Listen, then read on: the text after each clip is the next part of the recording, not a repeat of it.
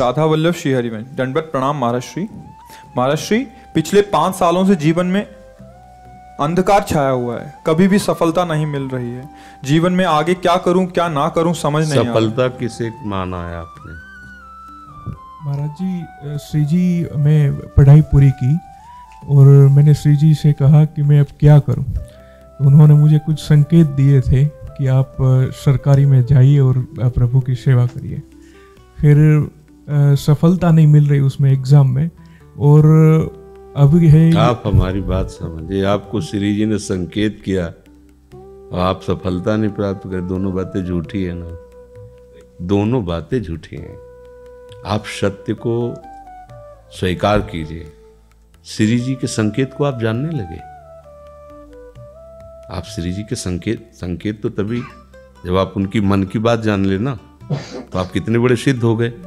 और फिर सफलता किसकी चाहते हो? प्रकृति जन्य की। आप श्री जी के संकेत को जान जाओगे तो श्री जी के प्रेम की सफलता चाहोगे, लोकवत नहीं। और ये लोक की सफलता सुनो पहले, प्रारब्ध के अधीन है। सब्सक्राइब करें।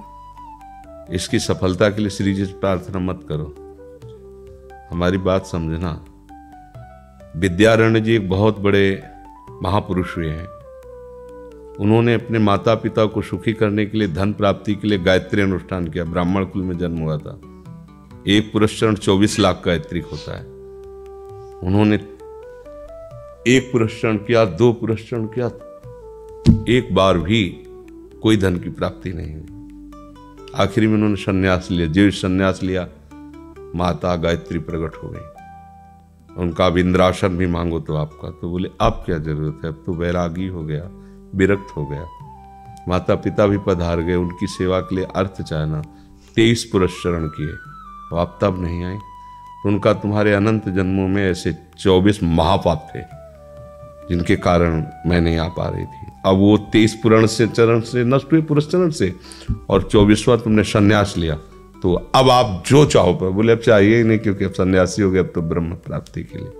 तो इससे आभास होता है कि अगर हमारा बुरा प्रारब्ध है तो हमको भोगना पड़ेगा।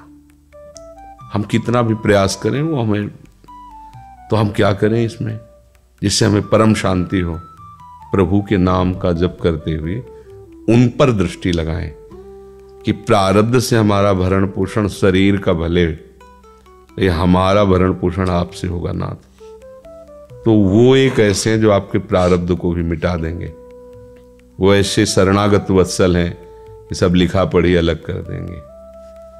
सुदामा जी को दरिद्रता का योग था।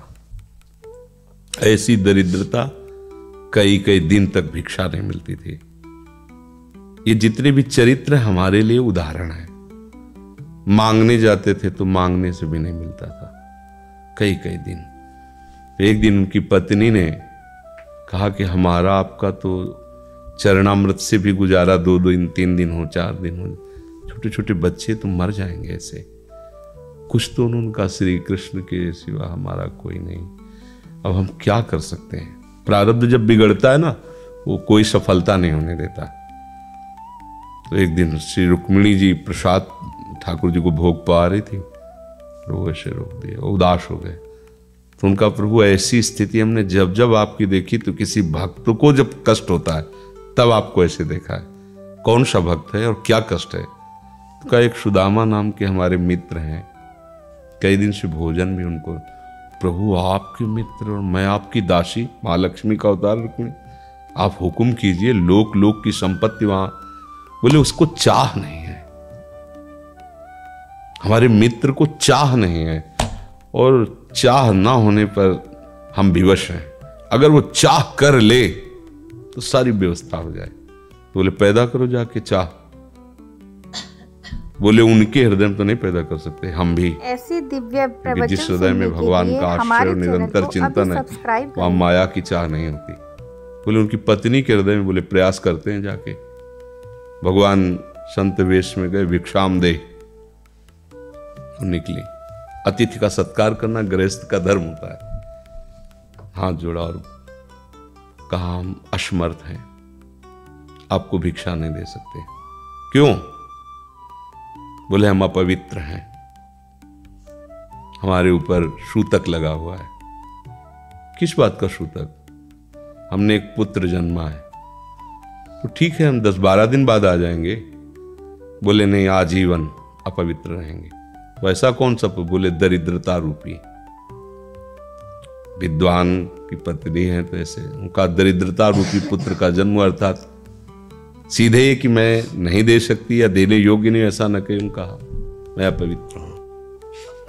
तो दरिद्र कैसे हो सकती हो? जिनके पति के मित्र द्वारिकाधीश भगवान श्री कृष्ण है, वो दरिद्र कैसे हो सकता है? एक बार कहो ना अपने पति से। चले गए। जो सुदामा जी आए तो उन्होंने कहा कि देखो, आज एक अतिथि आए थे, उनको मैं कुछ नहीं दे पाई, मुझे बहुत कष्ट है कि मेरे पुत्र और आए हुए अतिथि का भी हम स्वागत नहीं कर सकते, उनका भरण आपके मित्र द्वारिकाधीश प्रभु श्री कृष्ण। सुदामा जी ने कहा, बोले चले जाओ ना, वो कुछ न कुछ सहयोग कर देंगे। तो बोले हम ऐसे मित्र नहीं बनाए कि वो हमारा सहयोग करें, कभी नहीं, मर जाऊंगा, पर उनसे ये नहीं कहूंगा कि आप हमारा। बोले मत कहना, दर्शन के लिए तो चले जाओ, वो सुना है इतने उदार हैं कि वो जाने पर ही दे देंगे। सुदामा जी ने कहा दर्शन के लिए तो जा सकते हैं, बहुत दिन हो गए, ठीक है, पर मित्र के पास जाए तो कुछ लेके जाना चाहिए, मेरे पास तो कुछ नहीं ना। पड़ोस में जैसे किसी से मांगने गई तो, अरे समय जब बिगड़ता कोई नहीं होता साथ। द्वारपालों ने देखा कि हड्डी हड्डी शरीर में कई जगह से फटे वस्त्र, बेवाई फटी हुई, मतलब दिखाई दे रहा था दरिद्रता की मूर्ति है। तो उनका किससे मिलना है तुमको? तो उनका श्री कृष्ण से। बोले संभाल के बोलो, क्योंकि पार्षद है, अनंत कोट ब्रह्मांडों के नायक प्रभु के ऐसे बोले कोई श्री कृष्ण को ऐसे गली आए। उनका जाके तो तुम बोलो ना, श्री कृष्ण से जाके कह दो कि एक सुदामा नाम के ब्राह्मण आए हुए हैं। पार्षद गए, वो प्रभु बड़ा अजीब आदमी है, आपका नाम बिना किसी सभ्यता के ले रहा है। वो कह रहा श्री कृष्ण से कह, सुदामा कूद पड़े, भगवान दौड़े। वो पार्षद, वो सब की ब्रह्मा जी शंकर जी आते हैं तो वहां खड़े रहते हैं घंटों, भगवान ऐसे भागे जाके। सुदामा जी को पता था ना, हमारे रुक्मिणी जी के महल में रुक्मिणी जी के पलंग पर बैठाते हैं, स्वयं चरण पखारते हैं सब। अब ये वैभव, क्या हालचाल है, कैसे हो? प्रभु आप सब जानते हो, आपकी बड़ी कृपा है। तो ब्याह हो गया, हाँ ब्याह भी हो गए, बच्चे भी हो गए।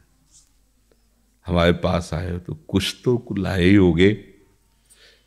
अब वो सड़े से कपड़े में चावल, कैसे बड़ी बड़ी ऐसे दिव्य प्रवचन सुनने के लिए हमारे चैनल को चुप ऐसे बोले, देखो फिर चूक कर रहे हो, हमारे हिस्से की चोरी पहले की थी और फिर चूक कर रहे हो।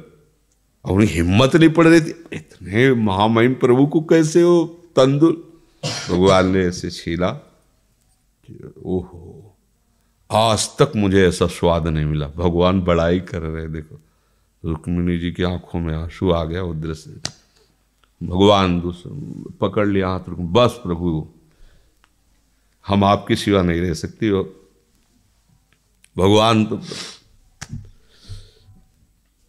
सुदामा जी का स्वागत समान कुछ दिन, अच्छे कपड़े पहनाए।